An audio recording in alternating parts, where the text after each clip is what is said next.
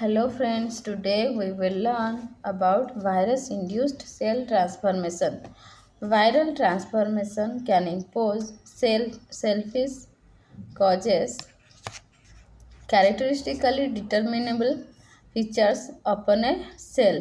Typical phenotypic changes include high saturation density, encourage independent growth, loss of contact, inhibition, loss of oriented growth, immortalization, and disruption of cells cytoskeleton. Epidemiological studies suggest that malignant transformation of cells by viruses occurs via multiple steps. This involves initiation, promotion, and progression events. Viruses act along with other factors to transform cells. The persistence of at least part of the viral genome within the cell is required for cell transformation. This is accompanied by the continual expression from a number of viral genes. These genes interfere with a cell signaling pathway causing, causing the observed phenotypic changes of the cell. The end result is a transformed cell showing increased cell division which is favorable to the virus. Now come to host parasite interaction in plants. Even though the vast majority of plant pathogens are fungi, however, plant diseases are also caused by insects, bacteria, nematodes, viruses, and phytoplasma. Disease-like symptoms can also be caused by abiotic factors such as temperature, light, chemical agents, and water or nutrient deficiencies. Now come to symptoms. Symptoms of disease include death and destruction of host tissue, wilting, abnormal growth, and differentiation and discoloration of host tissues. Now come to necrotic lesions. Some parasites, called necrotrophs, secrete enzymes that kill host tissue, extract nutrients from the cells, and then live in the dead tissue, thereby causing localized or extensive lesions, finally leading to plant's death. Wilting. Let's know about wilting. It occurs when water loss is greater than water intake due to either interference with water and nutrient absorption at the roots, interference with water conduction within the plant, or loss of control of transpiration. Abnormal growth and differentiation. Let's know about abnormal growth and differentiation. It results from deviation from the complex balance of interrelated reactions that take place in plants. Example, altered hormonal balance in plants causing an abnormal increase in the size or number of cells resulting in abnormal growth and differentiation. For example, the formation of galls. Discoloration of tissue is most commonly by chlorosis or mosaic of leaves. That means abnormal production of chlorophyll, both of which can have a number of causes. Mosaicism is a symptom of many virus infections and is characterized by altering light and dark green areas on the leaves. Let's know about survival of pathogens. Most pathogens possess mechanisms to survive intercrop periods or periods of unfavorable environmental conditions. Continuous infection chains. Let's know about continuous infection chains. The survival of most plant pathogens requires the repeated infection of host plants, that is the infection chain. The infection chain can be continuous or discontinuous. Continuous infection chains can involve the same or alternative host. It is a necessary step in the infection cycle. Now come to discontinuous infection chains. Discontinuous infection chains usually involve an epiphytic saprophytic or resting phase. Nematode eggs can survive for long periods in egg sheets or gelatinous egg masses, which reduce the rate of egg desiccation. Now come to dispersal of inoculum. Inoculum can be classified as primary or secondary inoculum. Primary inoculum consists of propagules of pathogens that start disease cycle in a new growing region.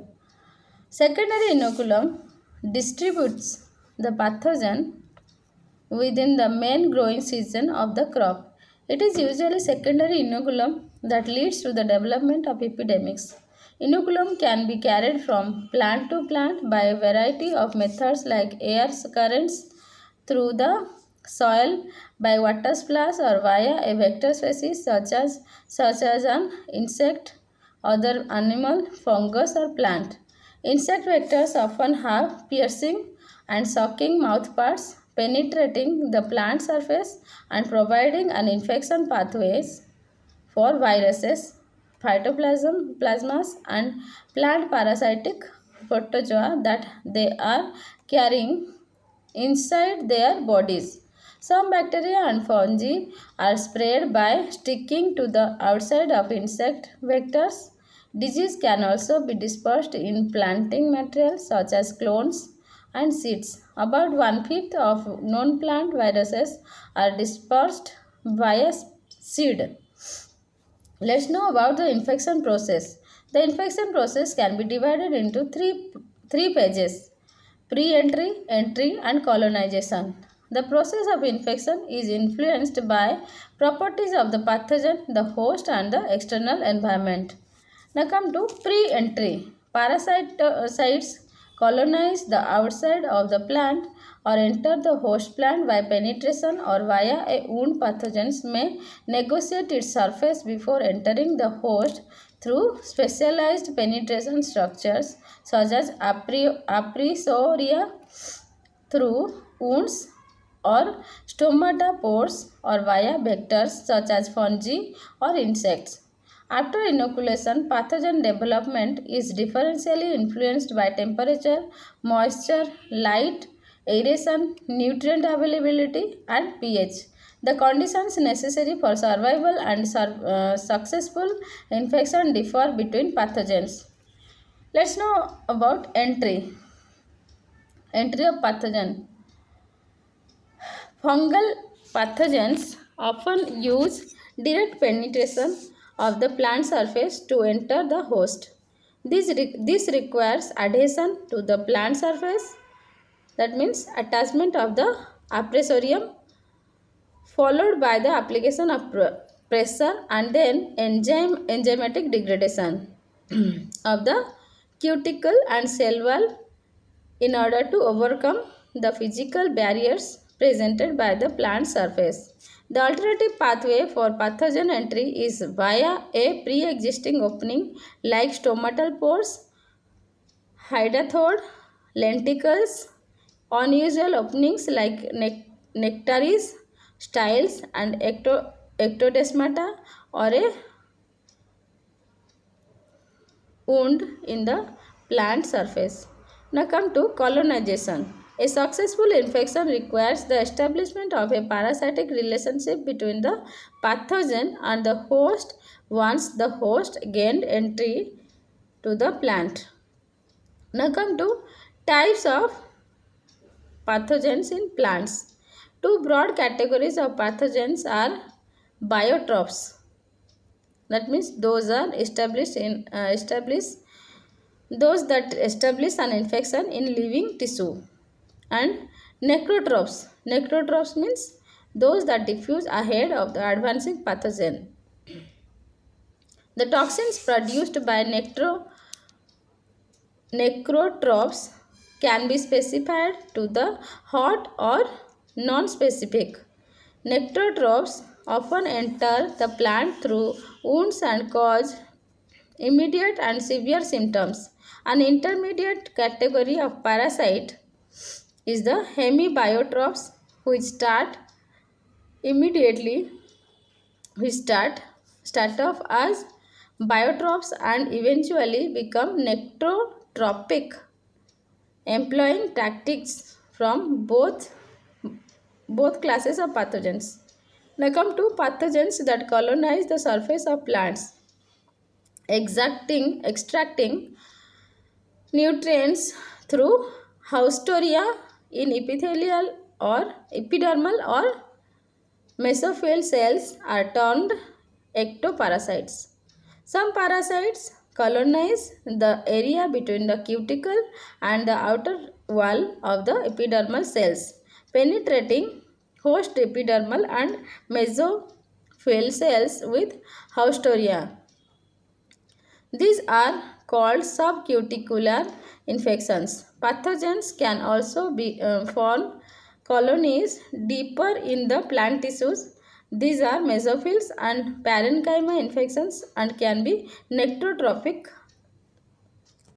hemibiotropico, or biotropic relationships. Vascular infections usually cause wilting and discoloration as a result of physical blockage of infected xylem vessels. True vascular wilt pathogens colonize the vascular tissue exclusively, although other pathogens can cause the same symptoms if they infect the vascular system as well as other tissues. There are a few pathogens that manage to achieve systemic infection of their host. For example, many viruses can spread to most parts of the plant, although not necessarily all tissues. Some downy mildews can also systematically infect their host by invading the vascular tissue and growing throughout the host, causing deformation rather than necrosis. There are some Finally, there are some pathogens that complete their entire life cycle within the cells of their host and may spread from cell to cell during cytokinesis. These are endobiotic infections. Disease physiology. Let's know about disease physiology. While necrotrophs have little effects on plant physiology since they kill host cells before colonizing them, biotropic pathogens become incorporated into and subtly modify various aspects of host physiology such as respiration, photosynthesis, translocation, transpiration, and growth and development. Let's know about host resistance. Resistance hosts prevent or slow the development and reproduction of the majority of pathogen propagules that they come into contact with. Resistance can be expressed at many stages in the infection process, from inhibition of propagule germination and penetration to the restriction of colony development after the pathogen has become establishment. The defense barriers erected by plants are a coordinated system of molecular, cellular, and tissue based responses of pathogens attack. Protection from a pathogen's initial invasion is achieved via passive defenses such as physical and or chemical barriers. Physical barriers largely involve properties of the plant surface, that is, the cuticle, stomata, and the cell wall. That means presence of enzymes, thickness, and size. Chemical barrier include compounds such as phytoanticipins that have antimicrobial activity and compounds that affect the vectors of plant viruses. Phenols and quinones are two classes of antimicrobial compounds produced by some plants. Lactones, cyanogenic glucosides, saponins, terpenoids, stilbenes, and tannins are also plant produced compounds associated with pathogen resistance. Another group of defensive compounds are the plant defensins, which interfere with pathogen nutrition and retard their development. Pathogen recognition. Plants use a vast array of signals originating from microorganisms and the environment to recognize pathogens and elicit plant defense responses. Let's know about non-specific elicitors of Non-specific elicitors of biotic and abiotic origin induce host defenses in a broad range of host species. Abiotic elicitors such as heavy metal ions or UV light can induce stress responses in exposed tissues, which may provide an additional barrier to invading pathogens or alternatively increase the plant's susceptibility to infection. Biotic elicitors include cell wall fragments released from fungi and bacteria, hydrolytic enzymes of plant or pathogen origin, some peptides, glycoproteins, and unsaturated fatty acids. Specific elicitors enable defense against a very specific pathogen and are conditioned by avirulence genes in that pathogen. Avirulence genes determine the pathogen's host range but are only able to function in the presence of another set of genes. The hypersensitivity, sensitive response and pathogenicity gene cluster. Some HRP genes, HR, HRP means hypersensitive response and pathogenicity. Gene products are involved in distinguishing the pathogen from host recognition, thus playing a role in both virulence and avirulence. For a biotrop to form a successful infection, it must establish a basic compatibility with its host. Incompatibility between a host and a pathogen results in recognition of the pathogen and activation of defense mechanisms, while compatibility results in infection. So, specific elicitors are encoded by avirulence genes, and these peptides are believed to bind a receptor peptides encoded by host resistant genes.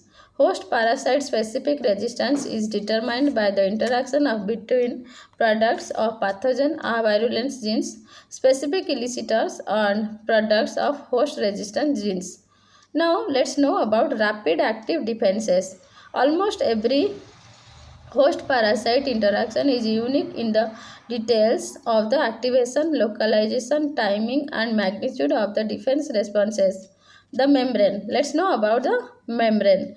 The host membrane appears to be involved in the earliest stages of pathogen recognition and signal transduction. A change in membrane permeability after exposure to a pathogen causes fluxes in ions such as K+, H+, Ca2+, and oxidative burst, results in changes to gene activation and the triggering of the defense responses. Let's know about the cell wall. Reinforcement of the cell wall, that is intensification of cytoplasmic streaming and accumulation of host cytoplasm around the site of attempted penetration, which can improve host resistance, begin very quickly after a pathogen attempts to penetrate a host cell. The hypersensitive response. Let's know about the hypersensitive response. Hypersensitive cell death is another widespread mechanism used by hosts to prevent the spread of a pathogen. Infected cells and those which surround them suicide using lignifications and synthesizing antimicrobial compounds, thereby preventing further spread and in some cases killing the pathogen. Antibiotic compounds. Let's know about antibiotic compounds. Phytoalexins are low molecular weight antibiotics produced by many plants in response to infection. Phytoalexins inhibit the growth of bacteria and fungi in vivo and in vitro, and production of these antibiotics during an infection can induce resistance to subsequent infections by that pathogen. Over 350 phytoalexins are known in over 100 plant species, and these include pterocarpens, sesquiterpenes, cryptophenols, isocoumarins, isoflavonoids, and others. Let's know about delayed active defenses. Delayed active defenses include containment of the pathogen, wound repair, expression of pathogenesis related proteins, and the acquisition of systemic resistance. These mechanisms restrict the spread of the pathogen after infection is established and contain the damage to host tissues. Let's know about systemic acquired resistance. Systemic acquired resistance or induced resistance is characterized by the increased resistance of plant to a wide range of pathogens followed following infection by one pathogen, and rather than providing immunity per se. Systemic acquired resistance induces the severity of later diseases and role of salicylic acid has been observed. Let's know about coordination of defense responses. The success of defense responses is increased if activated in combination. Passive mechanisms coupled with rapid active responses and slower follow of defenses provide a broad defense front to the plant. The specific interaction between host and pathogen is of course crucial to the success of the plants resistant or the pathogens invasion and is mediated by the many pathogens involved in producing or detecting elicitors, enhancers, suppressors, and secondary signals. Let's know about non-specific plant disease resistant.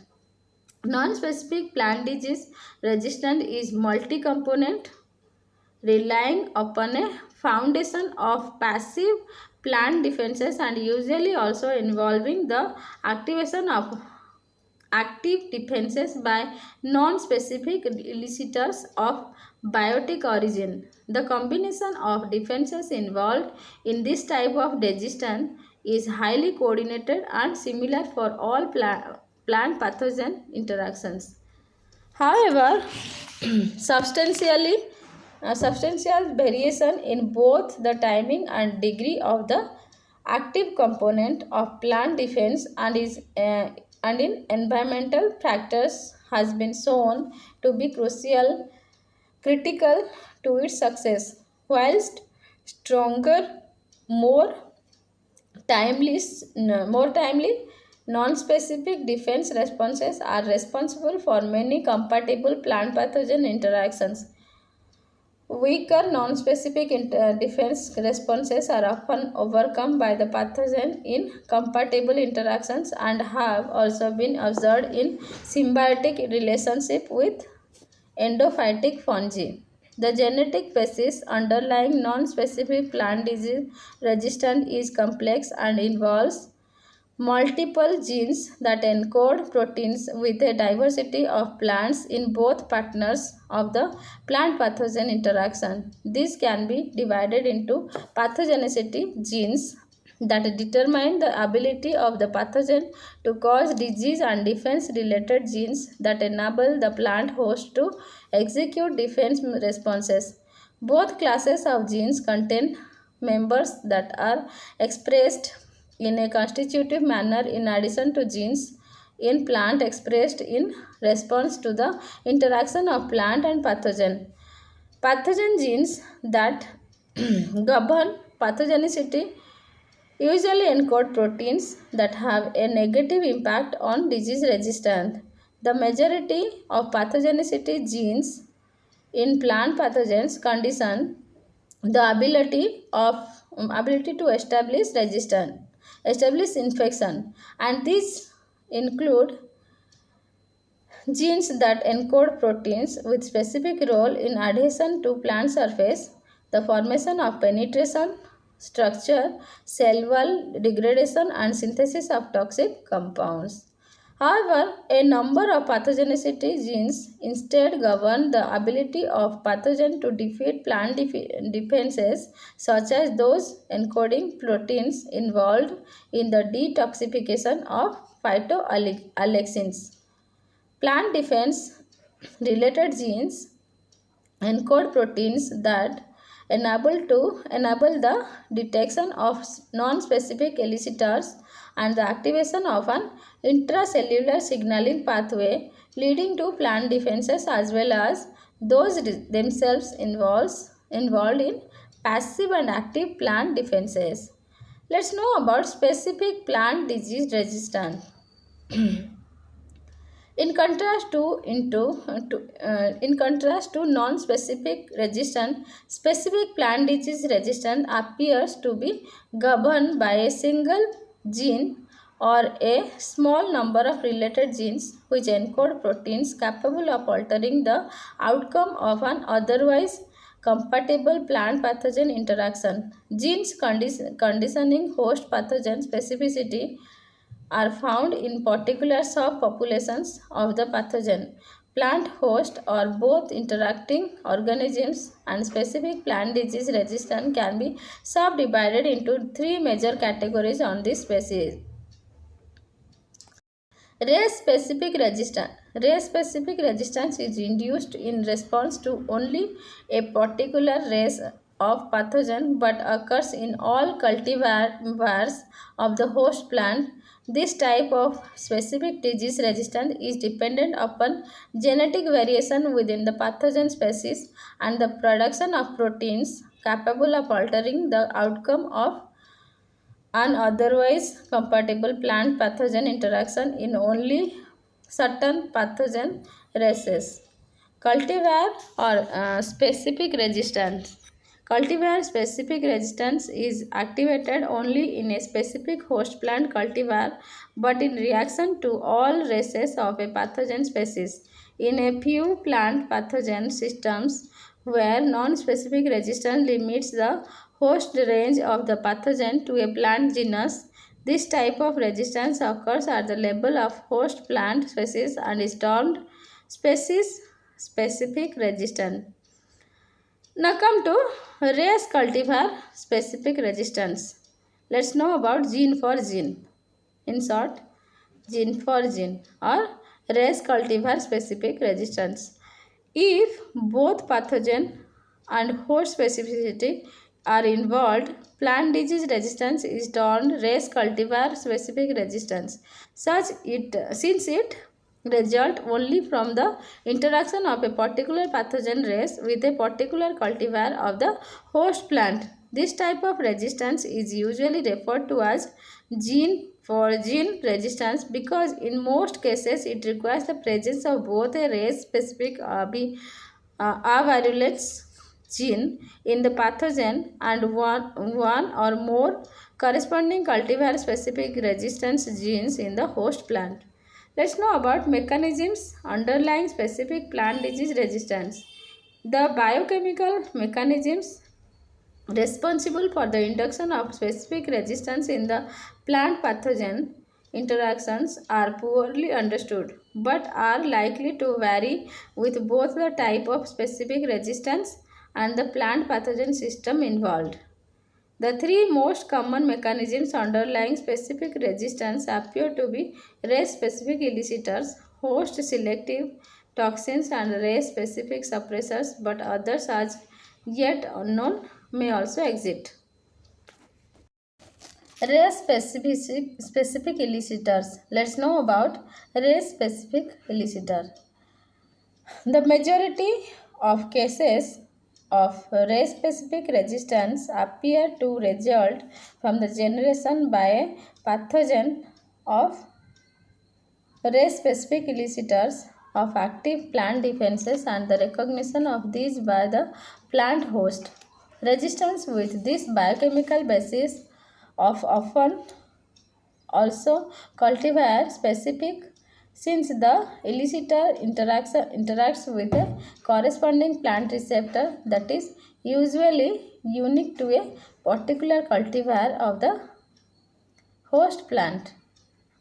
The recognition of the elicitor by its receptor is proposed to occur at the plant plasma membrane for most fungal pathogens and within the plant cell or for bacterial and viral pathogens and within the plant cell of bacteria or and viral pathogens. In bacterial biotrophs such as Xanthomonas and Pseudomonas, which are extracellular plant pathogens, this event is dependent upon a bacterial membrane transport protein that delivers the elicitor into the plant cell and is encoded by the HRP gene complex. Interaction of the elicitor and receptor activates a complex signal transduction pathway resulting in the induction of plant defenses against pathogen races harboring the elicitor. The elicitor is generally the protein that is encoded by the avirulence gene. However, in some plant pathogen interactions, the elicitor has been found to be product of a reaction catalyzed by this protein. Resistant genes in some cases directly encode cultivar-specific receptors of race-specific elicitors, and in these cases, a direct physical interaction between avirulence and resistant gene products may occur. However, resistant proteins are more likely to function by registering interactions between the elicitor and an unknown target protein or act as unique links in the signaling pathway leading to active plant defenses. Let's know about host selective toxins. Race cultivar specific pathogens resistance can also occur due to production of compounds that are toxic to plants. These host selective toxins HSTs are generated in a race specific manner mainly by necrotropic species of the fungal genera Alternaria and Cochlebolus. A few of the approximately 20 known host-selective toxins are proteins or peptides that are directly encoded by race-specific pathogen genes. However, most are non-protein compounds of low molecular weight that are synthesized in reactions catalyzed by proteinaceous race-specific gene products. Following transport into the host plant cell via a highly coordinated delivery system, host selective toxin cause cellular damage but only in toxin sensitive cultivars that harbor a single gene conditioning toxin sensitivity. The mode of action of host selective toxins is highly variable but appears to always involve either activation or inhibition of a cultivar specific protein. For example, T toxin produced by C. heterostrophus serves to activate a cultivar specific protein capable of forming destructive membrane pores, whereas SC toxin from C. carbonum inhibits a cultivar specific version of an enzyme that modifies DNA bound proteins to cause disturbances in gene expression. Now come to race specific suppressors. Let's know about race specific suppression. Race specific resistance can also result from pathogen production of race specific pathogens, race specific suppressors that inhibit a non specific resistance response. To date, race specific suppressors have been described for only a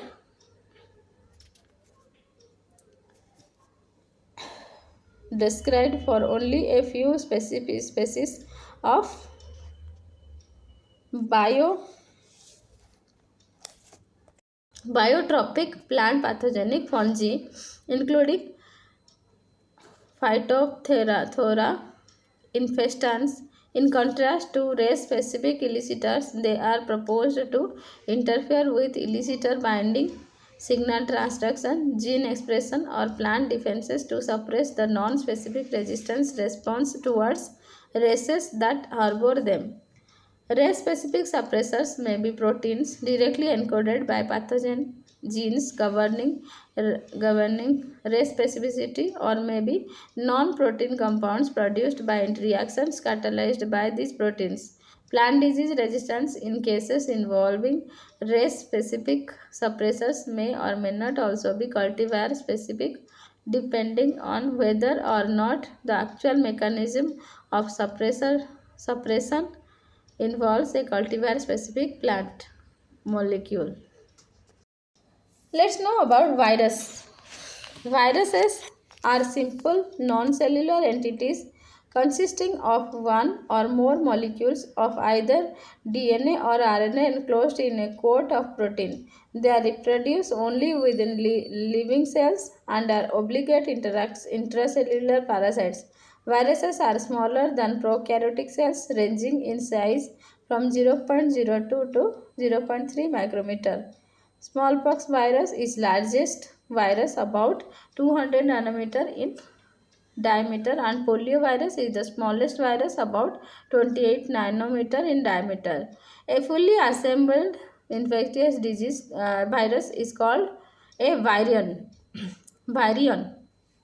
The main function of the virion is to deliver its DNA or RNA genome into the host cell so that the genome can be expressed by the host cell. Each viral species has a very limited host range, that is, it can produce in only a small group of closely related species. Virus structure. Let's know about viral structure. The structure of virions are very diverse, varying widely in size, shape, and chemical composition. All viruses have a nucleocapsid composed of nucleic acid surrounding by a protein capsid. A protein coat the capsid, which functions as a shell to protect the viral genome from nucleases, and which during infection attaches the virion to specific receptors exposed on the prospective host cell. Capsids are formed as single or double protein cells and consist of only one or a few structural protein species. The proteins used to build the capsid are called capsomeres. The nucleic acid together with the genome forms the nucleocapsid. Some viruses have a membranous envelope that lies outside the nucleocapsid. These variants have an envelope are called enveloped viruses, whereas those lacking an envelope are called naked viruses. In enveloped viruses, the nucleocapsid is surrounded by a lipid bilayer and glycoprotein derived from the modified host cell membrane. Enveloped viruses often exhibit a fringe of glycoprotein spikes, also called peplomers. In viruses that acquire their envelope by budding through the plasma membrane or another intracellular cell membrane, the lipid composition of viral envelope closely reflects that of the particular host membrane. Viral genomes are smaller in size. The largest known viral genome, that of bacteriophage G, is 670 kbs. The genome of a virus may consist of DNA or RNA, which may be single-stranded or double-stranded, linear or circular. The genomic RNA strand of single-stranded RNA viruses is called sense or positive sense plus sense, like this in orientation, if it can serve as mRNA, and antisense, that means negative sense or minus sense, if a complementary strand synthesized by a viral RNA transcriptase serves as mRNA. RNA genomes of certain viruses may be segmented in nature. The segmented genomes are those which are divided into two or more physically separate molecules of nucleic acid, all of which are then packaged into a single spiral particle.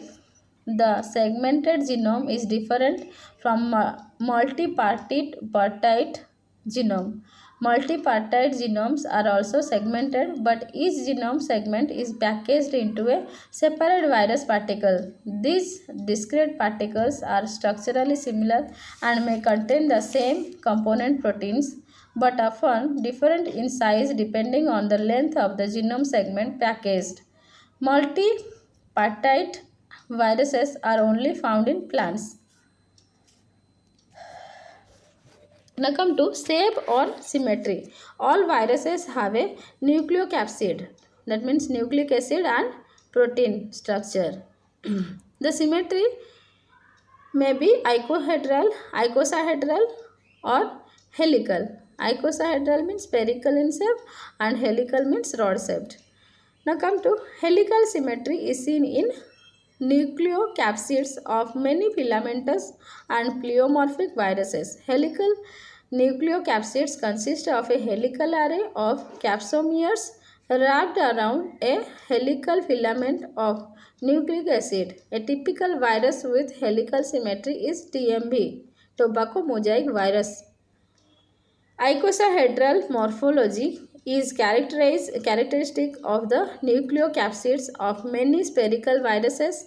An icosahedron is a regular polyhedron with 20 equilateral triangle faces and 12 vertices. Complex structures have capsid symmetry that is neither purely icosahedral nor helical. As for example, T4 virus of E. coli T4 virus of E. coli. Let's know about the classification of viruses. Viruses are classified into different taxonomic groups based on their host, virion structure and composition, mode of reproduction and the nature of any diseases caused. Currently, viruses are classified with a taxonomic system placing primary emphasis on the host type and standardness of viral nucleic acid and on the presence or absence of an envelope. Based on the nature of the host, viruses are classified into animal virus, plant virus, bacterial virus, insect virus and others. Now come to bacterial virus, bacteriophage. That means in short, bacteriophage. Bacteriophages were first observed in 1915 by F. Todt in England and in 1917 by F. de Herelle in France. De Herelle used the term bacteriophage, eaters of bacteria. Bacteriophage means eaters of bacteria. Several morphological distinct types of phage have been described, including polyhedral, filamentous, and complex. Complex phages have polyhedral heads to which tails and sometimes other appendages are attached. Phase T4 is an example of a complex phase. It contains a linear double-stranded DNA genome that is 172 kilobase pair enclosed in a capsid and attached to a tail. The T4 capsid is an elongated icosahedron. It has a very elaborate tail structure including a collar at the base of the head and a rigid tail core surrounded by a contractile sheath. The core and sheath are attached to a hexagonal base plate. Attached to the tail plate are tail pins and 6 kink tail fibers. Let's know about phage genome. Most of the phages are double-stranded DNA viruses. However, some phages contain single-stranded DNA, single and double-stranded RNA genome. Let's know about some examples of phages and the nature of the genome. First is nature of genome. First I will tell nature of genome and example. Single-stranded DNA, that means 5 into 5x174 ft. Double-stranded DNA is T phase, T phages, lambda phages. Single-stranded RNA genome of placents is MS2. Double-stranded RNA is 5,6. Now come to life cycle of bacteriophage. All phages must carry out a specific set of reactions in order to make more of themselves. First, the phage must able to recognize a bacterium that it can multiply by binding to the bacterial cell surface. Next, the phage must inject its genome, and the genome must be protected from the bacterial nucleases in the cytoplasm. The phage genome must be replicated, transcribed, and translated. Complete phage particles are then assembled into new variants and escape from the cell in order to infect other cells. There are two different types of viral life cycles, that is lytic and lysogenic cycle. First is lytic cycle. Lytic or vegetative life cycle culminates in the lysis, means rupture of the host cell and the release of numerous viral progeny. Bacterial viruses inhibiting a lytic life cycle only are also known as virulent bacteriophages because they inevitably cause the death and destruction of the host bacterium. Examples of virulent phages are the T-even phages. The lytic life cycle consists of 5 steps. These are attachment, penetration, synthesis, assembly, and release. The cycle begins by the attachment of the bacteriophage to specific host cell molecules on the bacterial cell wall. After the virus attaches to its host, it introduces its genetic material into the cell. Once the bacteriophage enters the cytoplasm, it subverts the host nucleic acid and protein synthesis apparatus and initiates the synthesis of viral proteins and DNA. As the virus proteins are synthesized, they self-assemble into viral components such as the head, tail, and tail fibers. The assembly process results in the formation of numerous intact phage particles within the cell. After the assembly step is completed, viral proteins cause the lysis of the host cell and all the viral progeny are released into the environment. The average number of phage particles produced by each infected cell, called the burst cell, is characteristic for each virus and often ranges between 50 and several hundreds. Because the release of virions is a more or less simultaneous process, the virions are said to undergo a one-step growth curve. The one-step growth curve is a representation of the overall change with time in the amount of infectious virus in a single cell that has been infected by a single viral particle. It begins with the eclipse period. The ellipse period is the time when no virus can be detected inside the cells. At the end of the ellipse period, however, mature phages begin to accumulate cellularly until they are released by cell lysis. The time from infection until lysis begins to is the latent period. It is the time during which no extracellular virus can be detected. Now come to lysogenic cycle. Let's know about lysogenic cycle. In the lysogenic cycle, the viral DNA is inserted into the host DNA and reproduces as the host DNA replicates. A lysogenic virus can remain in this state for numerous replications of the host cell DNA until it excises itself from the host DNA and undergoes a lytic life cycle. When the genetic material of these phages is inserted into the DNA of host cells, it is said to be the prophase state. A cell that contains a prophase is known as a lysogen. When a cell becomes lysogenized, occasionally extra genes carried by the phage get expressed in the cell. These genes can change the properties of the bacterial cell. This process is called lysogenic or phase conversion. The physical state of the prophase is not identical for all temperate viruses. For example, the prophase of bacteriophage lambda in E. coli is integrated into the bacteriophage bacterial chromosome at a specific site and replicates as part of bacterial chromosome. Whereas the prophase of bacteriophage P1 in E. coli replicates as an extra chromosomal plasmid. An example of a lysogenic virus is the bacteriophage of the E. coli called lambda.